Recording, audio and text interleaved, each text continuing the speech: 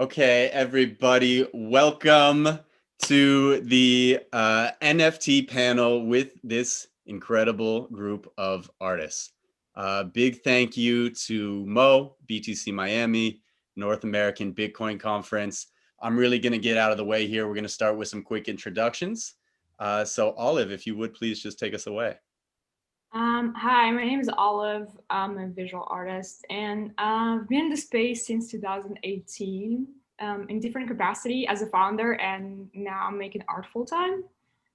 So yeah, here I am. Blah blah. I hate lengthy introductions. Just like I'll keep it brief. No problem. Thank you so much. Fewocious, would you tell us something about Fewocious. yourself? I'm an 18-year-old artist. I've been in this space for like almost a year, a full year. That's crazy. And yeah, I make art. I don't know. That's all we need to know. Skygolpe, how about it? Okay, so Skygolpe here. I'm a multimedia artist from Italy. I work mainly with paintings, photography, installation, and digital art. I think my work is an attempt to challenge my cognition in a way. And I'm very interested in the invisible part of reality. And that's what I try to cover with my work, basically. Thank you so much, Andre. Hey, what's up? Thank you for having me. I'm maybe a bit of an outlier here because I'm primarily a musician. I've been making music since 2007 professionally, so kind of feel like a veteran, I guess, maybe in that world. But I've also been into crypto since late 2016, 2017, and more recently kind of dove into the NFT world. But really, throughout most of my career, I've been just focused on creating all kinds of different music and on all kinds of different platforms, not just your typical albums. I've worked in TV, I've worked in film, I've written for ballets, I've done art installations, so all kinds of stuff. Anything that keeps it interesting and fun for me, I'm super down for. And NFTs have been sort of my latest obsession, so I'm stoked to be here. Thanks for having me. Awesome, thank you. I will say there are no outliers in the NFT space. Everybody is welcome. And we're going to see also in this conversation all the different forms that NFTs can take. So if everybody's down, next I kind of want to just jump into, a bit of everybody's backgrounds, how they found NFTs, kind of like some of the earliest experiments and what they saw when they were just getting going. And Olive, I think you are the resident here, the OG. So if you would take us back to the beginning of your story. Oh my god, the beginning of my story. Yeah, I'm not a huge fan of telling my like life story and how I got into space. I think I've been repeating myself like so many times. Well, got my first Bitcoin back in 2013. I always believed in the space and what it stands for privacy, for decentralization, and all those amazing things. So when year 2017, 18 came, I was involved in sort of like early ICO. So I was looking at projects. It was really fascinating to me to do my research, watch YouTube videos, and figuring out what's it's all about. Was this ICO boom? I don't know. It's fascinating. I went to a bunch of conferences. Not BTC Miami. I don't know why I skipped that one, but oh well. You cannot be everywhere at the same time. So NFTs, I don't know. I feel like I was sort of always it was just so natural. I feel like NFTs is just a natural evolution of what the space was and what I was doing. First, I heard about the standard back in no, actually, beginning of 2018. CryptoKitties did not use the standard. Not many people know about that. It only appeared later because I don't know why actually, but it appeared like in early 2018. And yeah, I've been fascinated and I've been doing my research. I contacted a friend of mine and I asked him like, please explain this ERC 721. I don't really understand. I think I understand, but like I want to know all the details. So he did, and I'm like, oh wow, that really does make sense. It's just so natural. Yes, of course. It's great for gaming. It's great for art, on and so forth. So, and I randomly decided to start my own startup in space, of course, naturally, to revolutionize art world. Yeah, that was the first idea. Then I talked to a good friend of mine, Artsy's former CTO, Daniel, and really he talked me out of it. So yeah, and I turned into gaming because actually it does make more sense, and it did make more sense to me at the time. So yeah, and I started working in Silicon Valley, blah blah blah. And here I am. I came back to my roots, making art.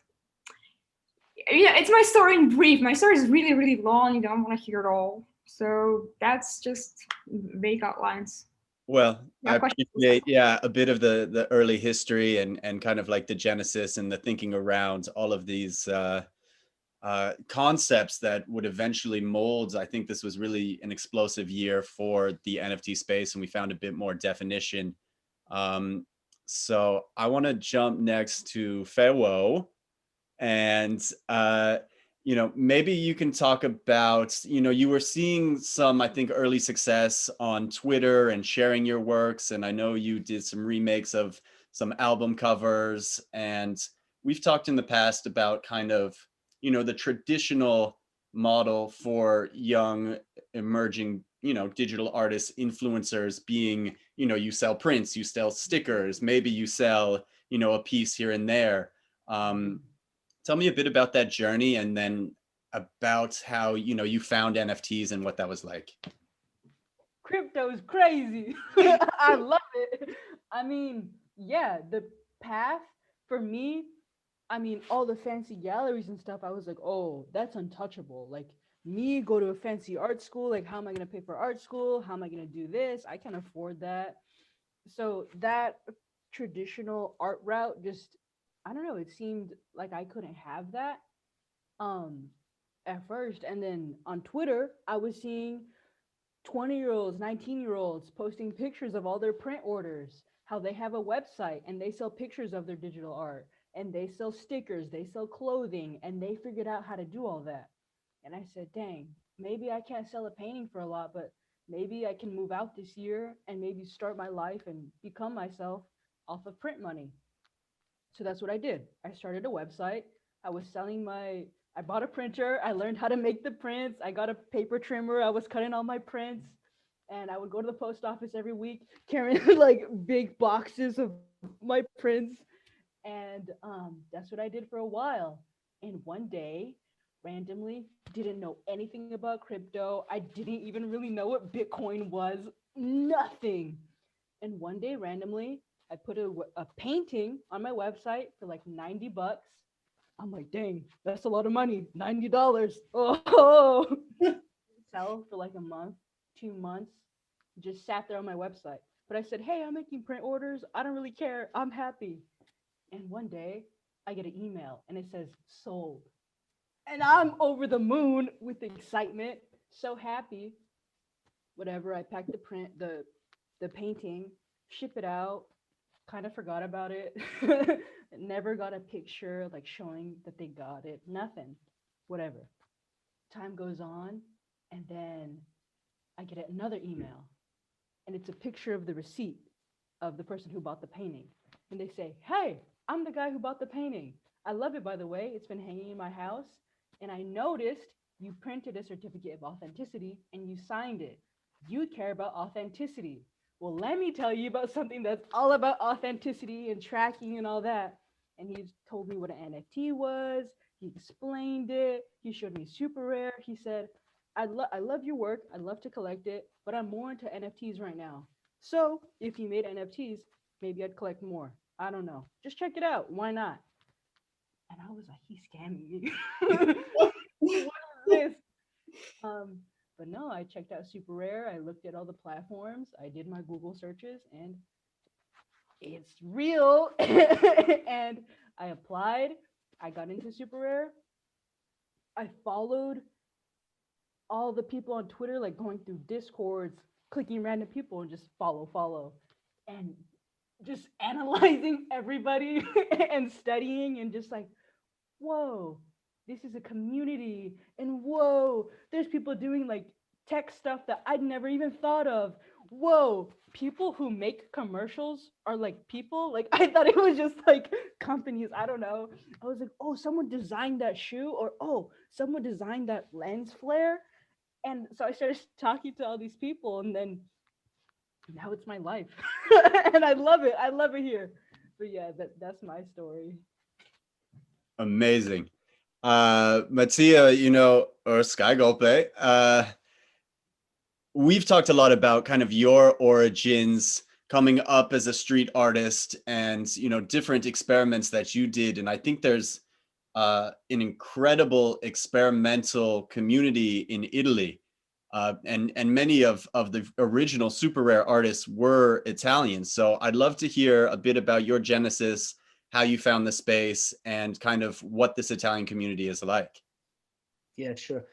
Okay, so basically, I got very passionate with Bitcoin and cryptocurrencies around beginning of 2019. And so, of course, me too, watching videos and just, starting to really dig into what cryptocurrency is and Bitcoin, and then eventually got to Ethereum and found out about dApps.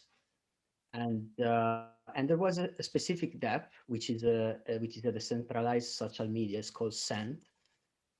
And so one day, I was just, in this kind of exploration, and end up in Sand. And there, for the first time, I saw the word crypto art. And as soon as I saw this word, I was like, crypto art? Wait, I must know, I must understand what this is.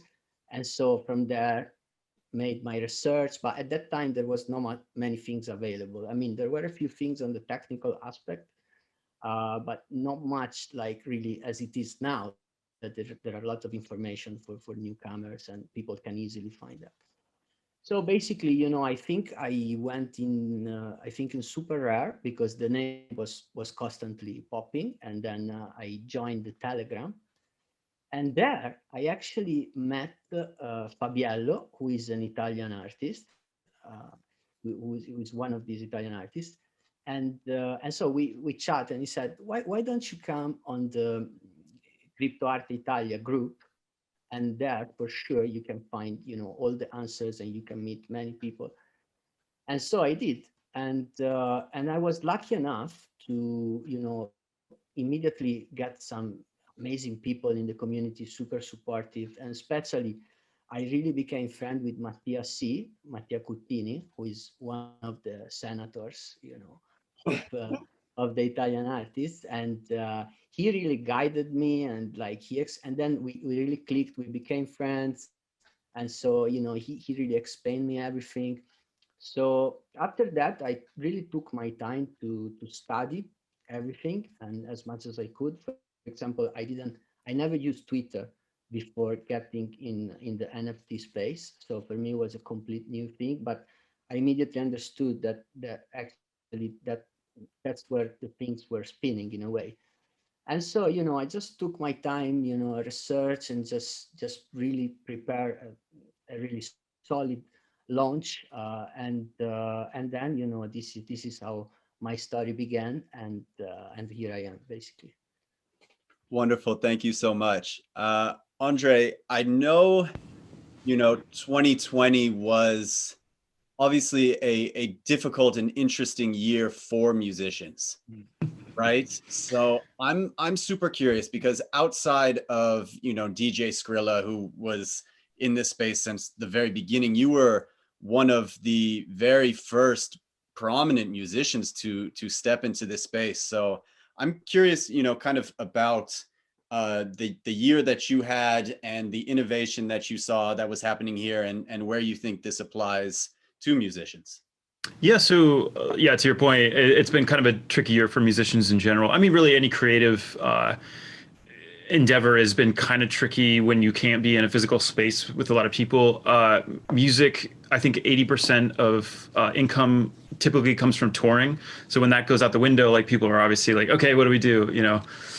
So I had fortunately already sort of been leaning into other types of things like, Patreon, for example, or Twitch streaming. And I've always been looking for different ways to, I mean, not just express myself, but like, to make a living. And I think those two can be intertwined, and you can be creative in both sides. It's not, sometimes when people talk about commerce, it can be overly negative, but I think, you can find creativity in that. So I was like, okay, I've been sort of interested in crypto anyway. So I feel like when I stumbled on the NFT world, it was like this whole other universe that, even though I was deep into crypto, I had totally missed this. I just hadn't seen how much it had developed really over time, and I was kind of blown away by the community, and it felt like this whole other universe. So I just decided to do, yeah, kind of like many other people, just research and read up on it, see who's doing it. I became like it sometimes when I find like an interesting technology, I'm like, well, okay, how does this apply to me, to what I'm doing? It's like, most of this is visual art, like, but a lot of it is video. So like, hey, like there's an opportunity to create music. So let me perhaps partner with other visual artists that I've worked with in the past. I mean, these are people, for example, like, I mean, you referenced the Elephant Dreams one. That was somebody that I worked with for my album art before a lot of the NFT stuff. So it was somebody that I was familiar with, comfortable with. We had a working relationship, and it was like, hey, why don't we create something together and see where this goes? So that's kind of where my head was at, and I didn't know what the community would. I didn't know how they reacted. My whole approach is like, okay, this is a new medium. Let me be creative with this. Let's create something that's interesting to us and see what happens. Like I guess I had a little bit of a reputation in the crypto world, so that perhaps helped. I had been experimenting, not with NFTs perhaps, but with Ethereum. I've sort of been. It's funny because we had kind of played with the idea. It wasn't called an NFT at the time, but back in 2017, I released my album at the time. I released it through a smart contract, and you could buy it directly with Ether. So that was kind of experimenting with that. And then with that, we decided to give every person that bought it, basically, at the time it was an ERC20, because the ERC 721 didn't exist yet. But we were like, okay, let's give everybody a token. We don't know what this means or whatever, but let's kind of play around with this concept, and more as a collectible, I guess. So I feel like we were kind of headed in the right direction. It wasn't really defined or anything like that, but I really like this idea of digital scarcity, and that's something that was kind of taken away from us in 2001 with Napster, and like how everything is sort of infinitely replicable, and there's a lot of benefits and a lot of like problems with that really had to do with how the industry was set up. So this kind of solves a lot of stuff, and just it's sort of again like a new medium, a new method of experimentation, and something that I just kind of dove in, and I expect this to continue to grow, and it's the music industry is kind of in shambles at the moment, so it's kind of refreshing to have a new outlet and another place to be creative, I guess. And the last thing I'll mention is I've been preaching cryptos for years now, and all my musician friends are like, yeah, okay, whatever, we'll check it out someday. That's cool.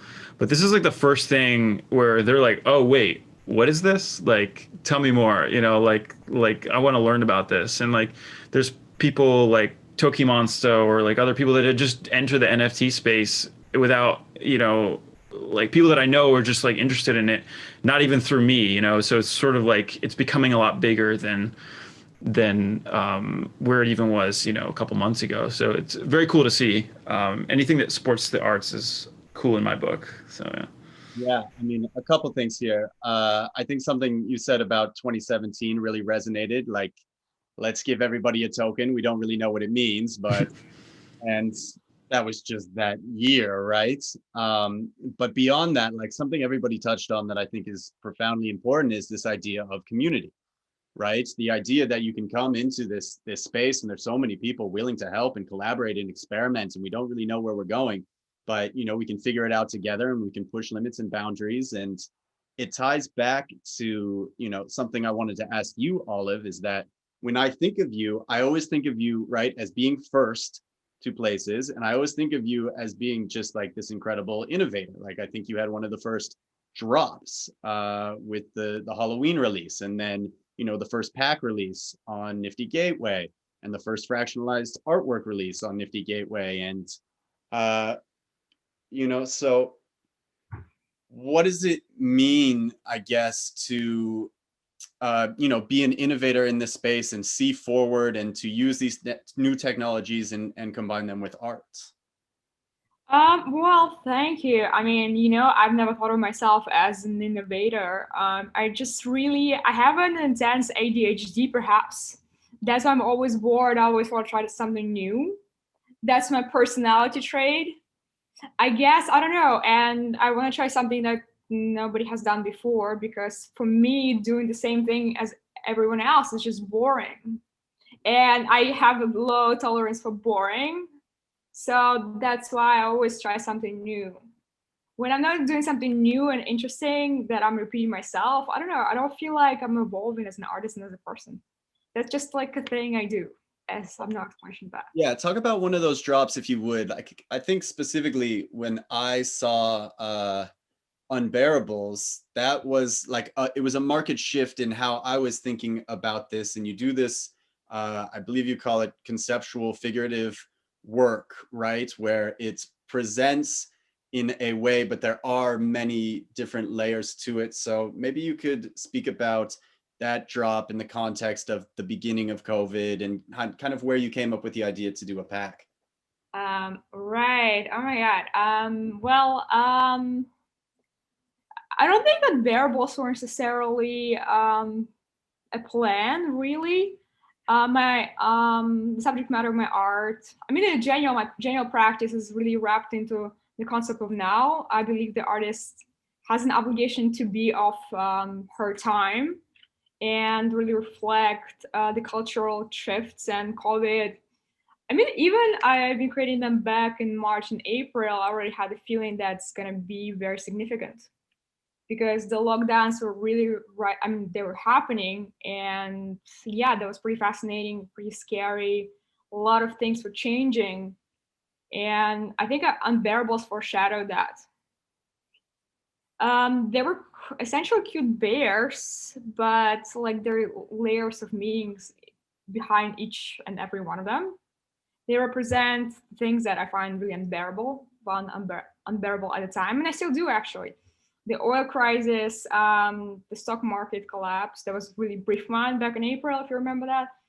So, and maybe Bernie Sanders. Actually, I voted for Bernie Sanders. I believe like he'd be great. I don't know. He still had a chance back then. So yeah, that's why he was the right one.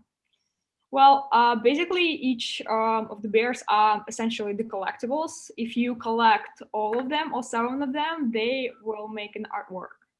So that's very common for whatever I do. It's, you have to really collect the pieces to make the artwork. I think that's one of the premises behind a lot of things.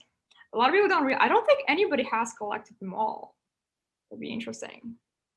Yeah, so I have my own definition of what is an artwork and what is collectible. I always believe that NIF team was more like a space for collectibles, really not real artworks, but they believe otherwise. So, well. We'll see. Everybody changing and evolving, right? Yeah, not everybody's evolving, don't get me wrong. Yeah, so Fewocious, Yeah.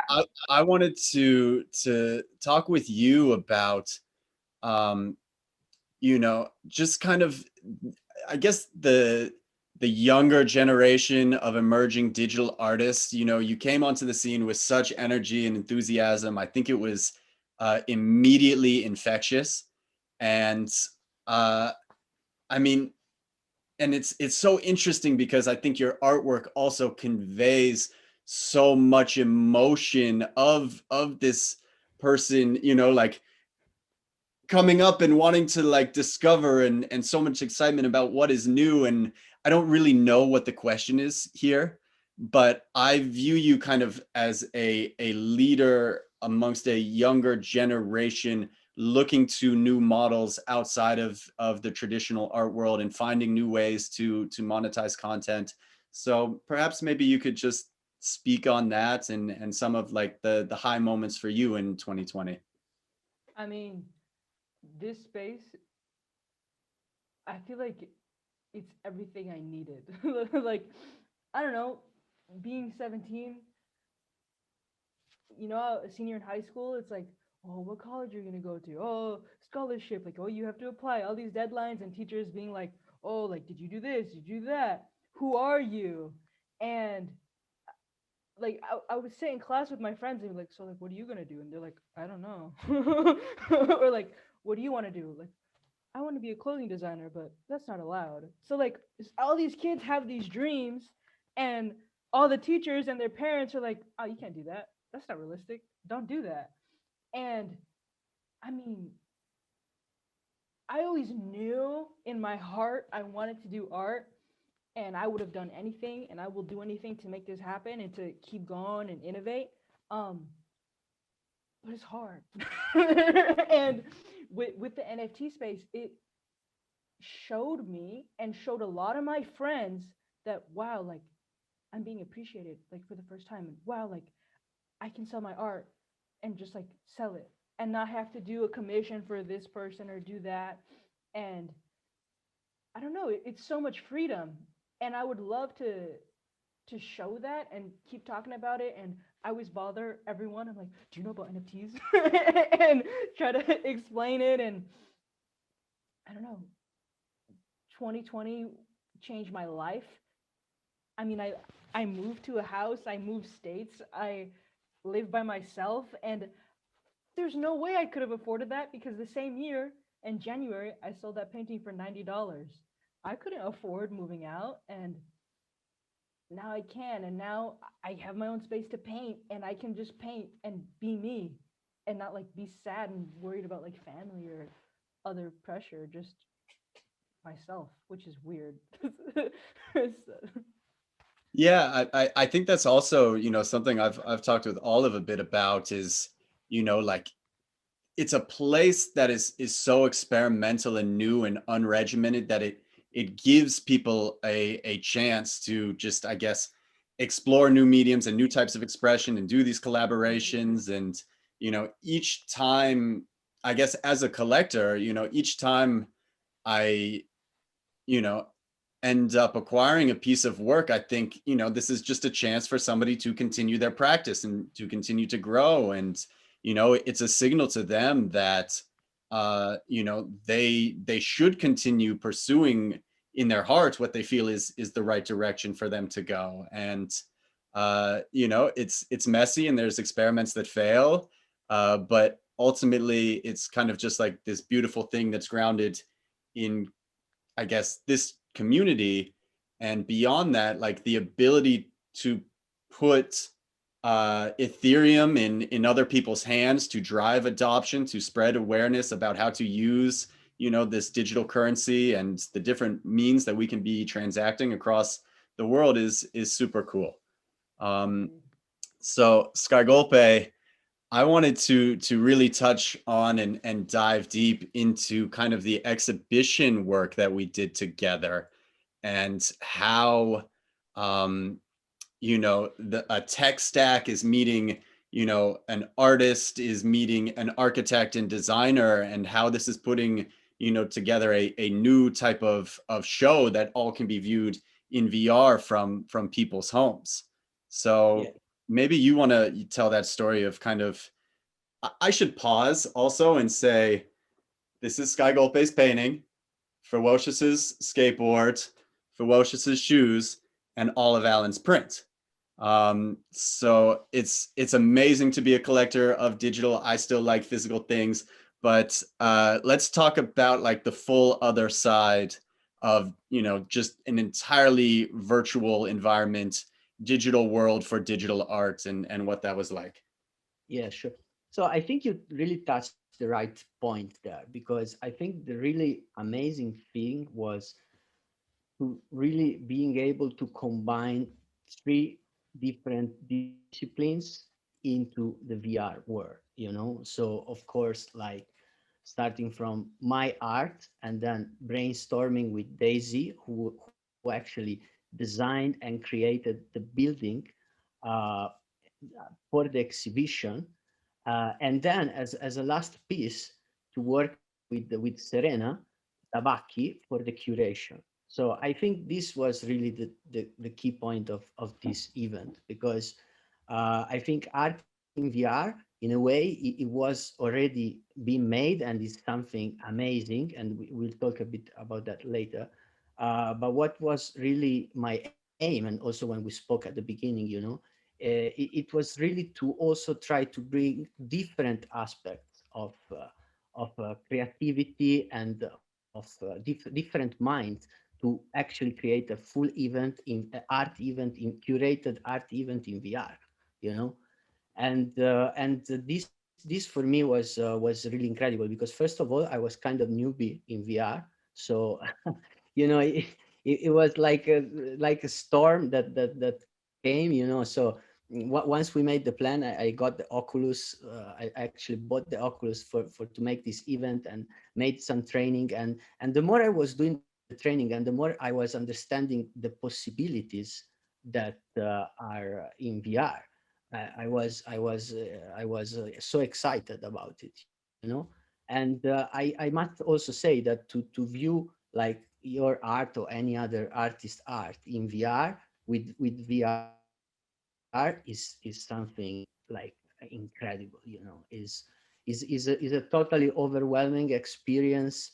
And it really allows you to truly get in a deeper connection, I think, with the art that you are staring at. And so this new experience and this new really type of emotions is what is really interesting for me, because as an artist, you know, like emotions are basically, you know, I think probably the most important thing. And to actually feel this completely new stimulus and perceptions, it was overwhelming. And so yeah, I think that's really the key point there, you know. It's like what we made, I think it was really special, because different disciplines combined in VR to create a full experience. And yeah, I think that's the key, really. That was the Yeah. key. I think a lot about, the future spaces and how, we're going to be interacting in these spaces. And I think it was just incredibly powerful to have you, an artist in Italy, right? To have Artur, the founder of Somnium Space in the Czech Republic, to have me in New York, to have Serena in the UK, and to have Desi, who at the time was in Wyoming, all together in a space, having a dialogue about, this art and this space and the technology. And for me, it's just incredibly powerful each time I step in a time when we are very socially distanced, to feel that social interaction. And even though it is digital, it's so much more powerful than Zoom.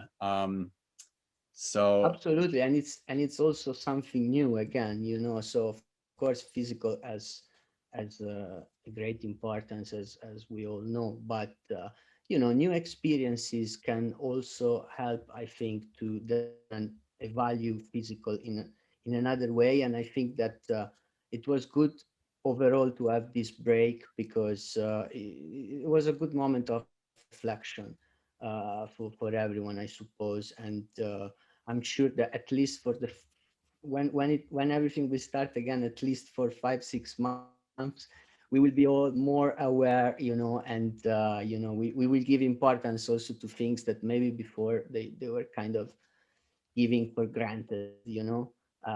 And VR is a very important bridge for the future, you know. I think that new technologies are there in a way to help us to evolve.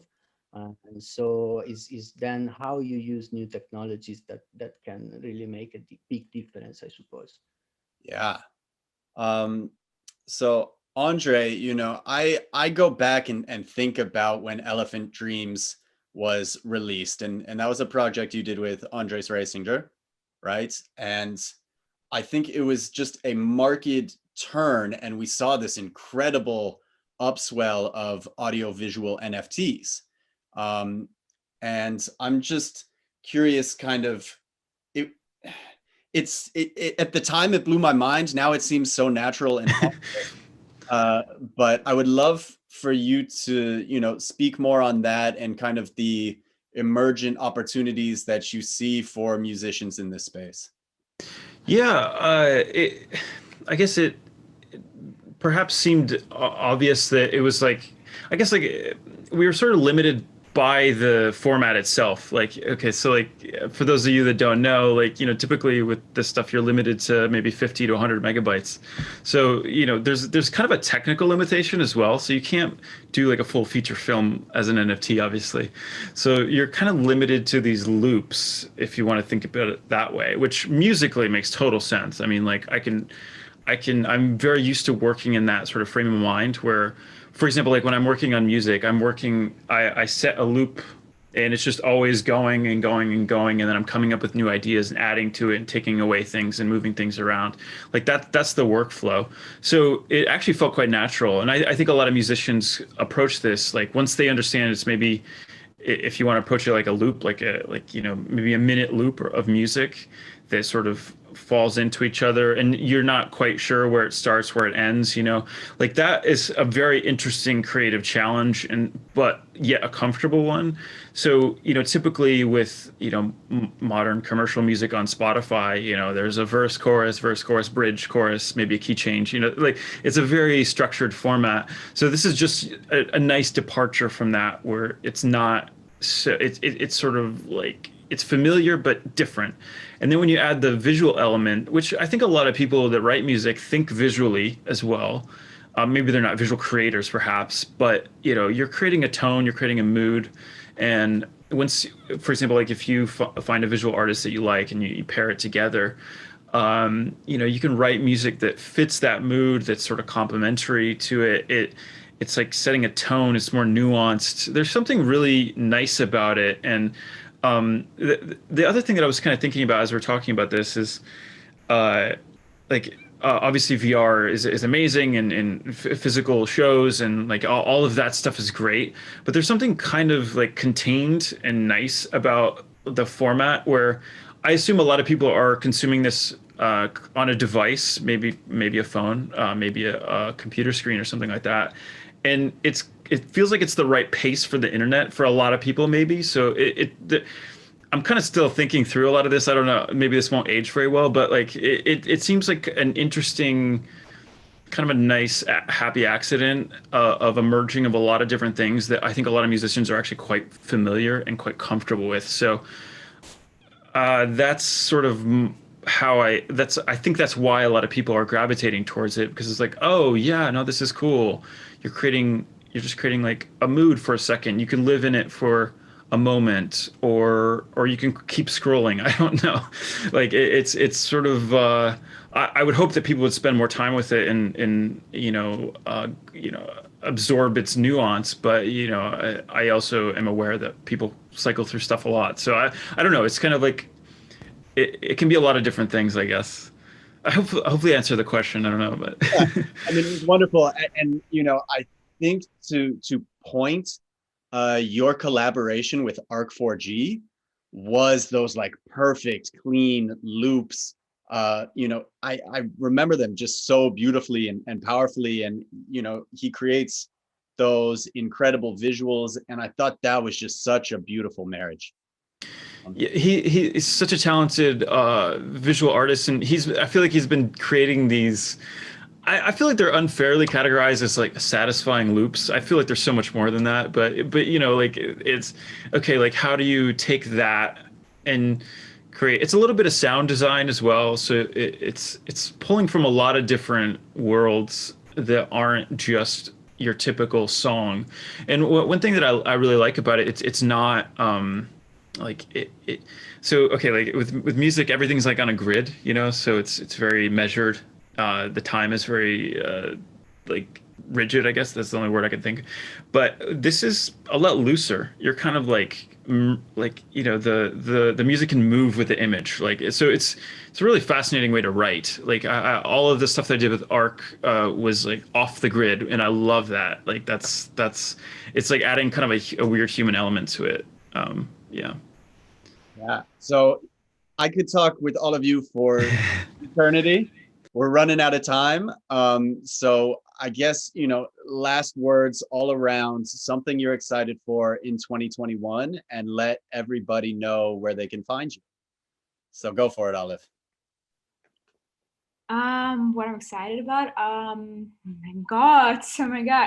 I'm excited for the vaccine for COVID to be, I mean, it's not gonna be over. To travel more. I'm looking forward to that. To creating more innovative stuff. I'm definitely to plan to experiment more with the virtual spaces. That's something I've been interested for a while. That's why I even contacted you in the first place. Back in the day, I meant to do the VR show, but then I forgot. Yes, I'm still planning to do that. I am. Also, a lot of traditional art world stuff is on my calendar. I'm not completely denying the traditional space. I don't know. I find some comfort in it still, even though I'm very progressive innovative all about NFTs. I'm very bullish on NFTs. I think 2021 is going to be year of the NFTs, but I also find joy in creating physical pieces and like doing old-fashioned gallery show and just going into space in New York and like talking to people. I don't know. There is something about it that I spend a lot of time doing that and I miss that a lot. What else I'm excited for? God, pretty much it. I think there's something else. Where can people find your art, and where can they find you? Where they can find me in Brooklyn, New York. Just look around. You might find me. But well, okay, fine. I have a website. It's oliveallen.com. You can find something there. You can find me on Super Rare. You can find me on Async, Maker's Place, Nifty, Gateway, OpenSea. Hopefully, a gallery in New York soon. Whatever. If you want to find me, you will. Wonderful. Fewocious, tell me what you're excited for and where we can find your art and you. 2021. Yeah, like Olive said, everything's gonna grow. The community is gonna grow. I'm just excited to see who learns about this space, to maybe convince kids from my school, like, hey guys, come on. That's what I'm excited about. And of course, self-improvement, growth. Yeah, find me on Twitter, Fewocious everywhere. Fewocious everywhere. Skygolpe. Yeah, I'm super excited about some collaborations that are gonna come in 2021, and this was also one of the things that really inspired me the most about the space. Like this, the capability to have an exchange with other artists in such a quick way and so easy. Because often, like in the traditional art world, basically everyone has his own space, more or less. So it's very hard to combine.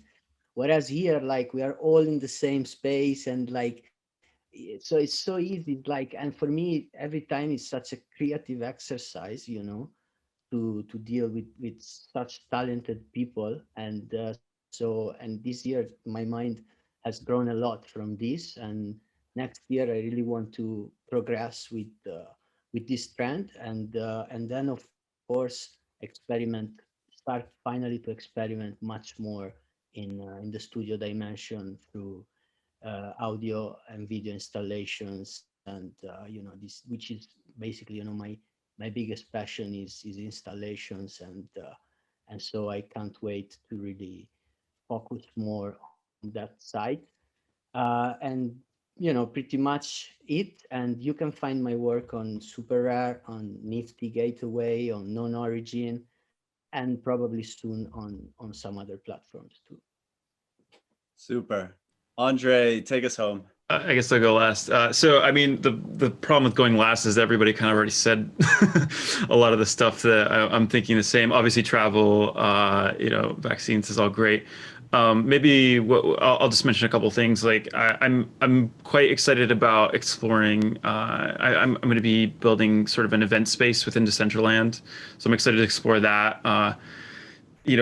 Maybe that's music shows, maybe that's art shows. It can be kind of a lot of different things. So that's pretty interesting. Async. I think I'm going to do something with them where we're doing basically music with layers that can be changed by the owners of the NFT. So it's creating sort of a song that has multiple options, and I think that's like a really interesting creative exercise for me, because so much of music is sort of final, and you only hear the final product. And there's something that's really nice about having just multiple options and seeing what combinations might surprise people. So pretty interested in that. In order to find me, it's pretty easy. Just Google RAC. But Twitter, Instagram, Super Rare, Nifty, maybe Async pretty soon. Stuff like that. So pretty easy to find as well. On Twitter maybe as well.